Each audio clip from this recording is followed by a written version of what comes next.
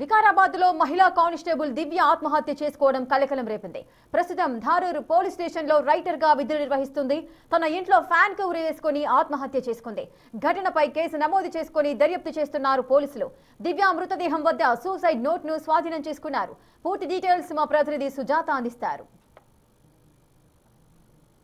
Kotpalli police station లో constable గా విధులు నిర్వహిస్తున్నటువంటి దివ్య నిన్న రాత్రి సూసైడ్ చేసుకున్నటువంటి ఘటన చోటు చేసుకుంది. ప్రస్తుతం వికారాబాద్ పోలీసులు కేసుని దర్యాప్తు చేస్తున్నారు. ప్రస్తుతం మనతో పాటు వికారాబాద్ సిఏ రఘుకుమార్ ఉన్నారు. సార్, కంప్లైంట్ ఇచ్చారా తల్లిదండ్రులు? కొద్ది నిమిషాల క్రితం వాళ్ళ పేరెంట్స్ వచ్చి కంప్లైంట్ ఇచ్చినట్టు తెలిసింది మాకు. ఆ కంప్లైంట్ ను పరిస్థితి మీద ఏంటంటే, అమ్మాయి 2020 బ్యాచ్ చెందినటువంటి ఉమెన్ కానిస్టేబుల్. ప్రజెంట్ ఆమె కోట్పల్లి పోలీస్ స్టేషన్ లో విధులు నిర్వహిస్తూ అక్కడ నుంచి ధారూర్ సిఐకి రైటర్ గా ఉన్నట్టు తెలుస్తా ఉంది. అయితే నిన్న రాత్రి అమ్మాయి ఫ్యామిలీతో పాటు భోజనం చేసి పడుకున్న తర్వాత మార్నింగ్ చూసేసరికి ఒక సీలింగ్ హుక్కి చెట్టుకి హుక్కి హ్యాంగ్ చేసుకుని చీర వేసుకుని చనిపోయి మా దృష్టికి వస్తే ఇమ్మీడియట్ మార్నింగ్ నేనే సీన్ విజిట్ చేసిన. అమ్మాయి బాడీని మేము పోస్ట్ మార్టం నిమిత్తం హాస్పిటల్ షిఫ్ట్ చేసినాం. వాళ్ళ పేరెంట్స్ కంప్లైంట్ మీద మేము ఎఫ్ఐఆర్ నమోదు చేసుకుని తదుపరి చర్యలు తీసుకుంటాం. స్పాట్ కి వెళ్ళినప్పుడు అనుమానంగా ఏమైనా కనిపించడం కానీ, అంటే తన మొబైల్ కానీ లేదు అని అంటే తను ఏమైనా లెటర్ రాయడం అవి ఏమైనా చేసింది?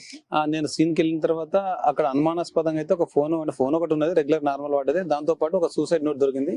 ఆ సూసైడ్ నోట్ లో ఎలాంటి ఎవరిపైన అనుమానం వ్యక్తం చేసినట్టు కానీ ఏం లేదు.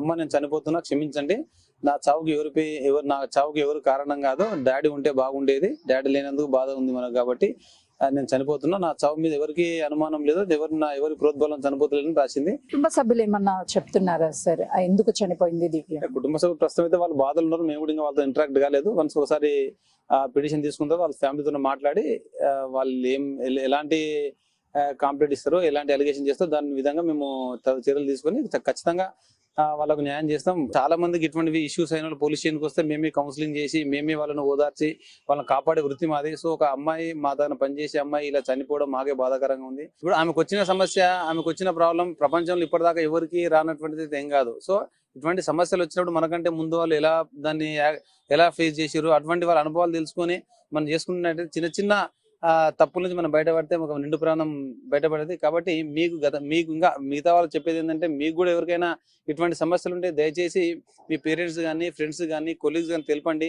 అంతేగాని ఎవరు లేనప్పుడు చిన్న చిన్న ఒంటరి మేము ఎవరు చెప్పుకోలేము ఈ సమస్యలు అనుకుని బాధపడి ఇలాంటి డిసిషన్ తీసుకుంటే మీరు కాదు, మీరు వెళ్ళిపోయిన తర్వాత మీ పేరెంట్స్ ఎంతో ఆశ పెట్టుకొని మిమ్మల్ని పెంచి పెద్ద చేసి ప్రయోజనాలు చేస్తూ ఉంటారు. కాబట్టి దయచేసి ఇలాంటి రాంగ్ డిసిషన్ తీసుకొని ఒక మంచం మీద కూలిపోయినట్టు మాకు అనిపిస్తే ఉంది. ఇప్పుడు మీరు మా దగ్గర పనిచేసి 1 year 2 years కావచ్చు, మాకింత బాధ అనిపిస్తే పెంచి పెద్ద చేసినట్టు మీ పేరెంట్స్ ఎంతో బాధపడుతుంటారు. కాబట్టి దయచేసి ఇటువంటి ప్రాబ్లమ్స్ ఉంటే ఖచ్చితంగా మీ పేరెంట్స్ డిస్కస్ చేయాలని కోరుకుంటున్నాం.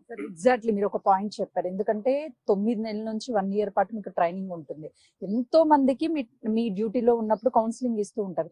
ఎంత పెద్ద ఇష్యూ అయ్యి ఉంటే తను సూసైడ్ చేసుకున్నటువంటి మేడం, ఇప్పుడు మనకి ఇష్యూ తెలియకుండా మనం మాట్లాడడం కరెక్ట్ కాదు. ఇప్పుడు ఆమె ఫోన్ కూడా తీసుకున్న తర్వాత ఫోన్ అన్లాక్ చేయించి అసలు ఏం జరిగింది అనేది మొత్తం డీటెయిల్ గా వెరిఫై చేసిన తర్వాతనే దాంట్లో ఉన్న బాధితులను ఖచ్చితంగా చర్యలు తీసుకుంటాం.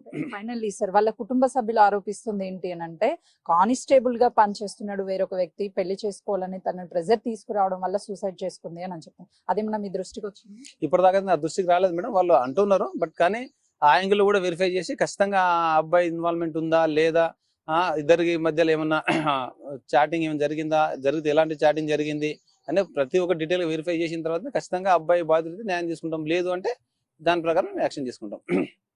ప్రస్తుతానికి దివ్యకి సంబంధించినటువంటి సూసైడ్ చేసుకున్నటువంటి కేసు దర్యాప్తు చేపడుతున్నాము. తల్లి ఇచ్చినటువంటి ఫిర్యాదు మేరకు కూడా కేసుని దర్యాప్తు చేస్తున్నాను. ఒకవేళ తన చావుకి ఎవరైనా సరే కారణమై ఉండే ఖచ్చితంగా ఎవరినైనా సరే శిక్షిస్తాము.